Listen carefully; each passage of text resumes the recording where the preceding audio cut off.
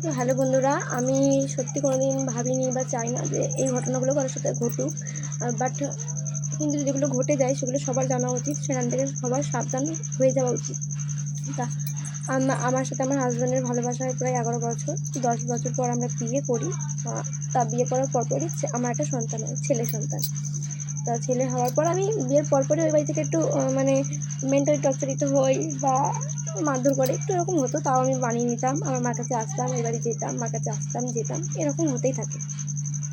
প্রেগনেন্সির পুরো টাইমটা আমি মার কাছে থাকতাম, খুব কমই ওই বাড়ি যেতাম, কারণ সেরকমভাবে কোনো পাইনি। আমার হাজব্যান্ডও সেই সময় আমার পাশে ছিলেন না। তো ঠিক আছে, ছেলে হওয়ার পরে আমি আমার মার কাছে থেকে আবার আমি যাই, সেখানে গিয়ে ছেলে নিয়ে যাওয়ার পর অশান্তি ভোগ করি, আমার মার কাছে চলে আসি। তো দেন তারপরে আমি আমার হাজব্যান্ডকে বলি যে এরকমভাবে চলতে থাকলে আমি তো এবারে যেতে পারবো না, তা তুমি ভাড়া বাড়ি দেখো। তো আমার হাজব্যান্ড ভাড়া বাড়ি নিয়ে যায়। তো ও ভাড়া বাড়ি নিয়ে যায়, এবার ও কী করে চালাবে সেটা আমার দেখার দরকার নেই, আমি জানি না ও কী কাজ করে, সেটাও আমায় সে মতো জানাতে না। তা ও ভাড়া বাড়ি নিয়ে যায়, 15 দিন মতো আমরা ভাড়া বাড়ি থাকি। তা সেখানে একদিন আমার হাজব্যান্ড প্রচণ্ড পরিমাণে অত্যাধিক পরিমাণে ড্রিঙ্ক করে আসে। হয়তো এই ভিডিওটা দেখলে সে আরও রেগে যাবে বা আরও ক্ষোভ হবে, আরও অনেক বাজে বাজে কথা বলবে, সেটা আমি জানি। বাট আমি চাই তোমরা সবাই জানো যে আমি কী করবো। তা মদ খেয়ে আসে প্রচণ্ড পরিমাণে। আমি শুধু বলি যে মদ খেয়ে এসে তো ছেলেটাকে ধরো না, ছেলেটার কষ্ট হবে, বাচ্চা ছেলে। ও আমাকে বলে দে দে দে দে, আমি তখন দিই। তারপর আমি খুব কাঁদি ছেলেটাকে নিয়ে, যে এরকম করে থাকলে আমি আমার ছেলেটাকে নিয়ে কী করে চলবো, কী করে আমি সংসার করবো তোর সাথে, আমি ভালো থাকার জন্য আসলাম। দিয়ে এই করতে করতে আমি খুব কাঁদি। তো ও তখন আমার মুখ টুক চেপে ধরে, তুই কেন কাঁদছিস, লোক কেন জানাচ্ছিস? আমি বললাম, দেখ আমি তোর সাথে ভাড়া বাড়িতে আসলাম ভালো থাকার জন্য, কিন্তু তুই যেগুলো করছিস সেগুলো তো ঠিক না। দিয়ে এরকম হতে হতে তা ও মারধর করে, গায়ে হাত তোলে। তা ও আগে হ্যাঁ, এটা এটা হচ্ছে আমাদের ছেলে। তা আমি এরকম কেস খামারি হয়, তো তাও বেলে হয়তো বেরোয়। তা আমি অনেক, ও এসে যোগাযোগ করে, ছেলেকে নিয়ে যায়, ছেলেকে একটুখানি করে। তখন আমি বলি যে ছেলেকে চড়কের দিন নিয়ে যায়। তারপর আমি বলি যে ছেলেকে নিয়ে গেলে, একটা ছেলে পয়লা বৈশাখে একটা ছেলে জামাও কিনে দিতে পারলি না, একটা খেলনাও কিনে দিলে না, ছেলেটাকে নিয়ে গেলে। তা কিছু বলে না, কি বাবা দিয়ে তা কী বাবা কী তখন আজকে আমি ওর জিনিসপত্র আনতে যাই, তা ওর মা চাবিটা নিয়ে ওদের বাড়ি চলে যায়। দিয়ে চাবিটা আমি তখন বলি, চাবিটা নিয়ে আসো, আমার জিনিসপত্র আমি নেব। তা ও রীতিমতো দিতে চায় না, তখন আমি জোর করে বলি, তো নিয়ে আসে কটা, আমার জিনিসপত্র নিই, কটা থাকে। তখন ও আমায় বলে যে আমার জিনিসপত্র আমি নিয়ে যাবো, তোরটা তুই নিয়ে যাবি। তখন বললাম যে একটা টোটো ডেকে দাও, আমি আমার জিনিসপত্রগুলো নিয়ে চলে যাচ্ছি, আমার ছেলের কিছু জিনিস আছে। আমার বললো আমি পারবো না। তাহলে বললাম ঠিক আছে, তাহলে আমি 7 তারিখে এসে নিয়ে যাবো, আমার বাবা আসবে, আমার মেসো আসবে, তারপরে বলছে ততদিনের ভাড়া তুই দিবি, তুই ভাড়া দিয়ে তারপর তুই নিয়ে যাবি। বললাম ঠিক আছে, তাহলে আমি ভাড়া দিয়ে নিয়ে যাবো।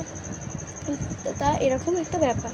আর ওই বাড়িতে আমার জিনিস একদম ফোন করে বলি, তাহলে আমাকে ট্রলিটা আমাকে দিয়ে দাও। বলে কেস চলছে, কেস না মিটলে আমি দেবো না। তা ও আমাকে অনেক ধরে রিকোয়েস্ট করে, 2 দিন ধরে আমাকে পটায়, পটিয়ে বলে যে কেস তুলে নে, এই কর সেই কর। তখন আমি আর কিছু বলি না, আমি কেস তুলবো না, তুই লিখিত জমা দে, আমি তবে কেস তুলবো। তারপর আমি বলি যে তাহলে তুই এক কাজ কর, তুই ডিভোর্স চাস, আমার ছেলের খরচা দে, আমি তোকে ডিভোর্স দিয়ে দেবো। আমি কিচ্ছু করবো না, কোনো ঝুটঝামেলা করবো না। আর কেস তুলে, হ্যাঁ আমি কেস তুলে দেবো। তুই হচ্ছে কি যে আমার লিখিত দে যে তুই আমার ফ্যামিলি কাউকে মারবি না, আমাকে মারবি না, তাহলে আমি কেস তুলে দেবো। কিন্তু ও কোনোটাই কিছু করতে চায় না, আমাকে একটা কথা বলে, কেস তুলে দে।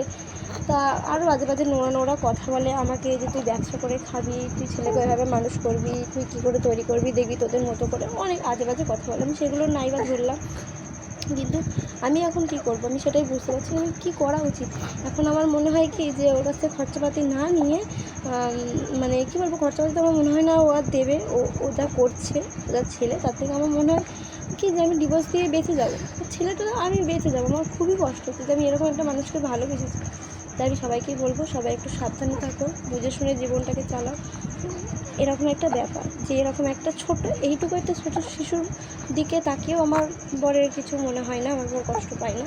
সে যাই হোক নাই পাক, আমি চাইছি যে ভালো, কী বাবা আমি ভালো থাকতে, এনি না কে রে হাই করে ভালো থাকতে, এইটুকুই জানানো যে আমি কি করতে পারি, আমি কি করব। এগুলো যদি তোমাদের সাথে ঘটতো, তোমরা কী করতে? দিনের পর দিন এই জিনিসগুলো ঘটা তো ঠিক না।